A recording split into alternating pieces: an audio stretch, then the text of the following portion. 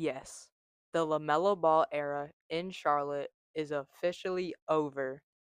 He wraps up his 6-year career averaging 27 and 5, making an All-Star appearance and winning Rookie of the Year. It feels like we've been in this cycle for decades with LaMelo Ball in Charlotte, and finally they get rid of him for an aging Nas Reed, some pick swaps, and a 2033 first round pick. We're going to be going over the trade details. I'm going to be giving my grades for both teams, talking about the team's future, and much more. Here are the full details of the whole trade.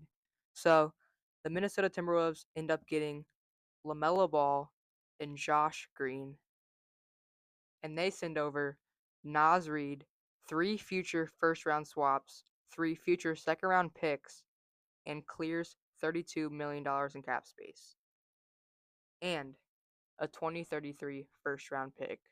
That's gonna be long forgotten in this trade. That's in such a long time. Still in 8 years. LaMelo Ball might be out of the league by then. So you never know. This is one of the craziest trades in a while. After the Hornets have one of their best seasons with LaMelo Ball, with their young core, they end up trading away their franchise player, the one that brings the team together. So I don't know how the Hornets are going to work next year. I don't know who's going to take control of the offense. Maybe they're going to try to trade Kobe White for another another point guard. You have Hans Steinbeck coming in. He can't really handle the ball well. You got Miles Bridges, not the greatest ball handler. You got Concanipple, spot up shooter, not really well with the ball in his hands.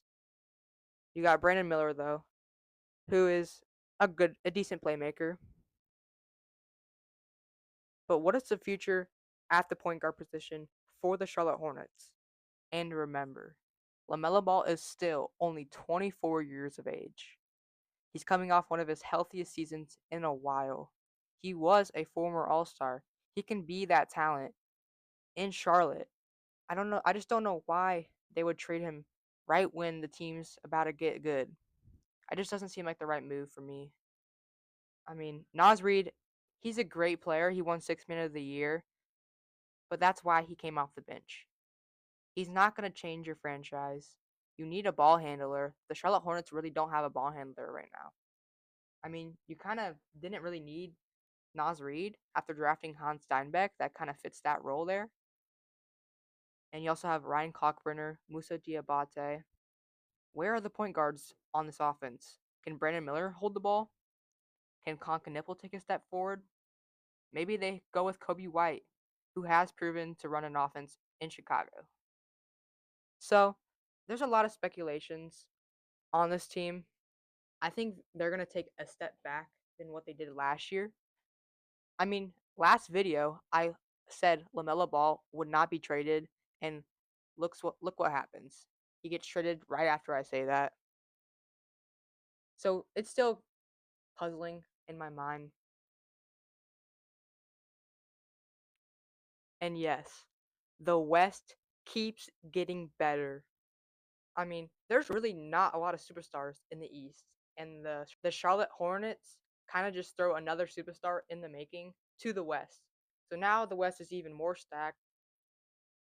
Now, are we really thinking the Timberwolves could be contenders next year? Could they compete with the Spurs and the Thunder?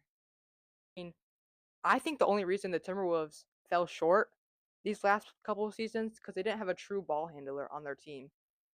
Rudy Gobert didn't have a lob threat because he didn't have a point guard to pass it to him. Dante DiVincenzo was your starting point guard. He got hurt. Now you bring in LaMelo Ball, and this offense can really rise. You got Ayo DeSomo coming in. He can score the ball really well. Anthony Edwards, of course, MVP caliber skill. You got Jaden McDaniels coming back. You get rid of Julius Randle, and you get some picks for him. You have Joshua Jefferson coming in. You also get a great shooter in Isaiah Evans. That was a steal for the Minnesota Timberwolves in that draft. So LaMelo Ball can really uprise this offense. He can bring that point guard spark to this team. He can help move the ball around with Ant.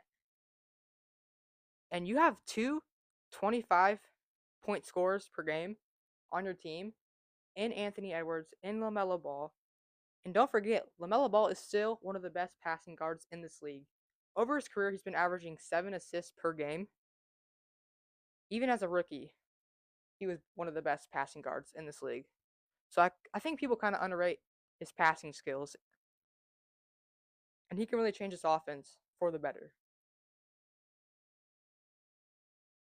And if I'm being honest, the Hornets really did not ask much of the Timberwolves. They kind of just handed LaMelo Ball for a bench player in Nas Reed and some picks down the line. I mean, the Hornets could have at least asked for somebody like Terrence Shannon Jr. or Ayo DeSomo, a better defender that can score the ball. I feel like Terrence Shannon Jr. could have been added in this deal. And the Timberwolves get Josh Green, a good role player in Charlotte. I can't believe the Hornets didn't get much out of this deal. I think they were just trying to get rid of that contract LaMelo had. They want to pay some of their younger guys. I get that. I get Brandon Miller's rising as a superstar. I get Nipple is a great shooter in this league. I don't think the Hornets have a direction where they want to head right now. Who's your guy of the future? I do believe Brendan Miller will be an all-star one day, but it's not like he's going to change this team to a contender. Obviously, Nipple can take a step up in the offensive game, but you can't really develop too much as a shooter. I mean, he was the second best shooter in the league this year. And getting rid of a LaMelo Ball, the best shooter in this league, he had the most three-pointers this season. You kind of get rid of that three-point attack that the LaMelo Ball Nipple duo had, and you bring in a better defender, I guess, in Nas Reed, but that's why you kind of drafted Hans Steinbeck. You have Musa Diabate. Ryan Cockburn is going to take a step up. I just didn't think they needed to trade LaMelo for nothing necessarily. They could have got Terrence Shannon Jr. His contract is really good. They could have got his contract and played him because Minnesota obviously doesn't want to play him. So I don't see where the Hornets are trying to head to in the future. With LaMelo Ball, I did think the Hornets were going to make a good push this season. I did think they were going to probably be a 6, maybe a 5 seed, possibly. I mean, LaMelo Ball is still getting better to this day. He's only 24 years old. It's not like he's going to regress or something. He's still going to get better. He's going to be a better playmaker, more veteran knowledge. Maybe he'll stop taking those crazy shots he takes. So with that, I'm going to be giving the Minnesota Timberwolves an A. I do think they got their point guard of the future in LaMelo Ball. I do think they got a good deal out of him, only trading away Nas Reed, which they were already heading in that direction. And they got somebody that can play along Anthony Edwards, complement him, and take off some of his pressure. With the Charlotte Hornets, I'm going to be giving them a C- on this trade. I don't think it's the worst deal they could have gotten, but I do think they could have gotten another piece, like somebody like Terrence Shannon Jr., somebody like Ayo DeSomo. So I do think they kind of got a little fleeced. I know the LaMelo Ball contract wasn't the best for them, but they could have got a better deal out of this. And they're probably going to take a step back this year, but that's okay because they want to build around Brandon Miller, Nipple, and now Hans Steinbeck.